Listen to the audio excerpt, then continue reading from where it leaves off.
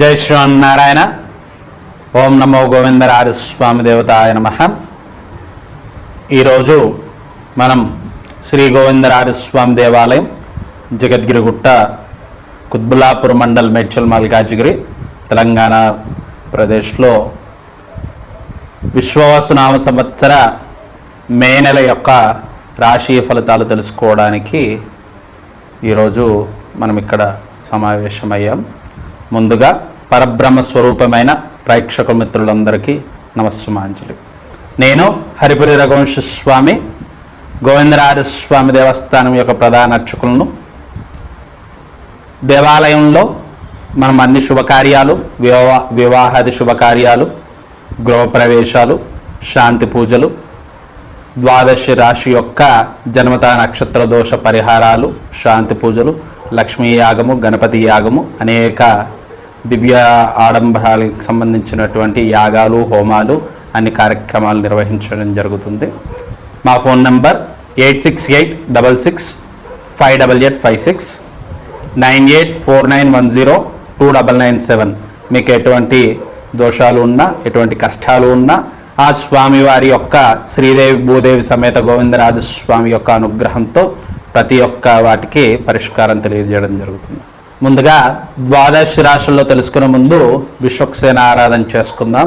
వక్రతుండ మహాకాయ కోటి సూర్య సమప్రభ నిర్విఘ్నం కురుమే దేవ సర్వకార్యస్తు సర్వదః. ఆ లక్ష్మీనారాయణ స్వరూపమైన శ్రీదేవి భూదేవి సమేత గోవిందరాజస్వామికి వారి యొక్క ప్రార్థన.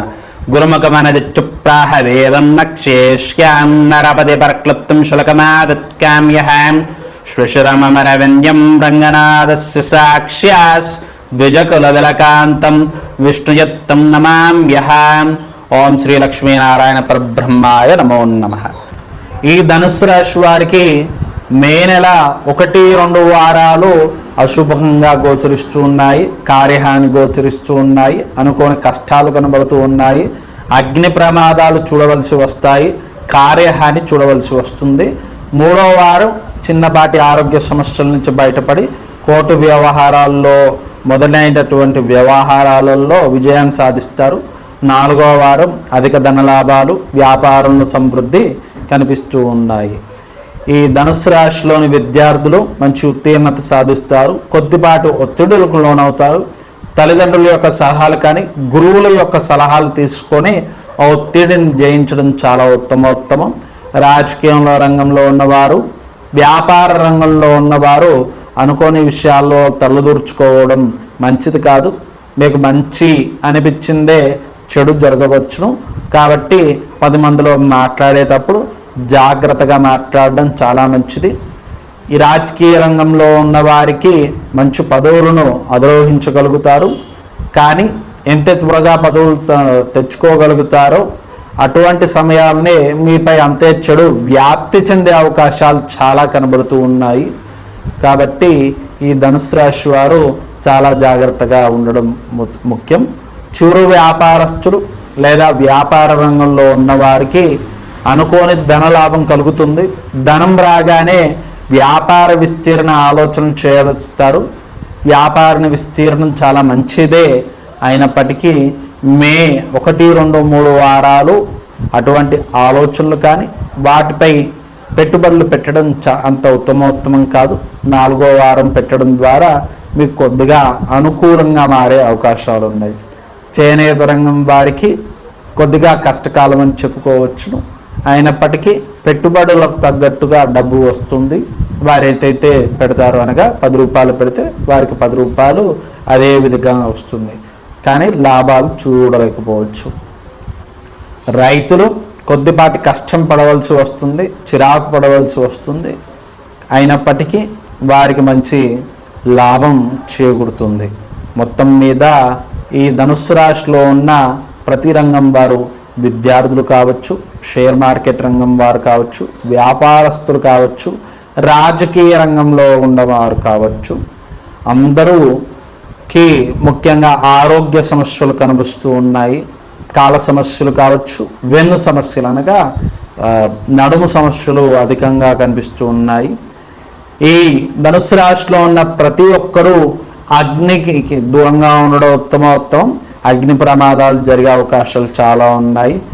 బండ్లను నడిపేటప్పుడు కొద్దిగా పెట్రోల్ ట్యాంక్ ఫుల్ చేసుకోకుండా, పూర్తిగా నింపకుండా కొద్దిగా తక్కువగా నింపుకొని ఆ బండి నడిపించుకోవడం, కారు నడిపించుకోవడం ఉత్తమోత్తమం.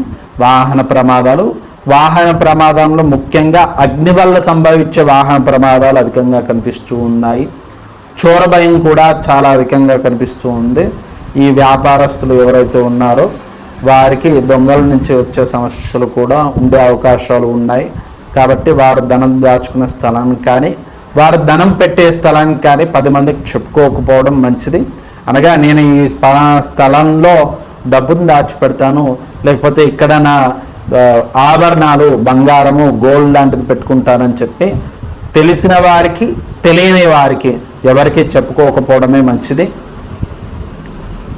మొత్తం మీద ఈ ధనుస్సు రాశి వారు ఈ మే నెలలో పాటించవలసిన పరిహారాలు: మంగళవారం రోజు ఆంజనేయ స్వామికి చందనాభిషేకం చేయడం చాలా మంచిది. అనగా హనుమాన్ దేవాలయాల్లోకి, ఆంజనేయ స్వామి దేవాలయానికి వెళ్ళి 11 ప్రదక్షిణలు చేసి స్వామివారికి 11 తమలపాకులు, సింధూరము అర్పించడం ద్వారా వీరికి ఆరోగ్య సమస్యలు తగ్గుతాయి. దాంతోపాటు శుక్రవారం రోజు వైష్ణవాలయంలో లేదా మన గోవిందరాజస్వామి దేవాలయంలో స్వామివారికి అభిషేకించిన తీర్థం తీసుకోవడం ద్వారా వీరికి ధన సమస్యలు తగ్గుతాయి. సమాజంలో గౌరవ మర్యాదలు పెరుగుతాయి. ఆ శ్రీదేవి భూదేవి సమేత గోవిందరాజస్వామి యొక్క ఆశీస్సులు ఎల్లవేళలా ధనుస్సు రాశి వారిపై ఉండాలని ప్రార్థిస్తున్నాం. మొత్తం మీద ఈ ద్వాదశ అనగా 12 రాశి వారు ప్రయాణాలు చేసేటప్పుడు జాగ్రత్తగా ప్రయాణాలు చేసుకోవాలి. ఎండ వల్ల వచ్చే సమస్యలు అన్ని రాశి వారికి సమానంగా గోచరిస్తున్నాయి. కాబట్టి మంచిగా నీరు తాగడం ద్వారా, చల్ల ప్రదేశాల్లో ఉండడం ద్వారా ఇలాంటి డీహైడ్రేషన్, ఉదర సమస్యల నుంచి బయటపడగలుగుతారు. 12 రాశి వారు కొత్త వారికి సహాయం చేయడం లేదా అనుకోని విషయాల్లో ఇన్వాల్వ్ అయ్యి లేదా పెద్దరికాన్ని నిలబెట్టుకోవడానికి దాంట్లో మధ్యవర్తిగా వెళ్ళడం ద్వారా ధన నష్టం కనిపిస్తుంది. కాబట్టి చూసుకొని, ఆలోచించుకొని అటువంటి విషయాలలో మీరు ఇన్వాల్వ్ అవ్వడం చాలా మంచిది. ఈ ద్వాదశ రాశి వారు ఏదైతే జపాలు మరియు పరిహారాలు తెలియచేశామో వాటిని పఠిస్తూ, ఆ పరిహారాలను చేస్తూ, ఆ శ్రీదేవి భూదేవి సమేత గోవిందరాజస్వామి యొక్క అనుగ్రహంతో ధనలాభం, అష్టైశ్వర్యాల వృద్ధి మరియు ఆరోగ్య అభివృద్ధి అనగా ఆరోగ్య సమస్యల నుంచి బయటపడి అన్ని రంగం వారు అన్ని వేళలా శుభప్రదంగా ధనలాభంతో ఉండాలని ఆ గోవిందరాజస్వామి ప్రార్థిస్తూ శుభం.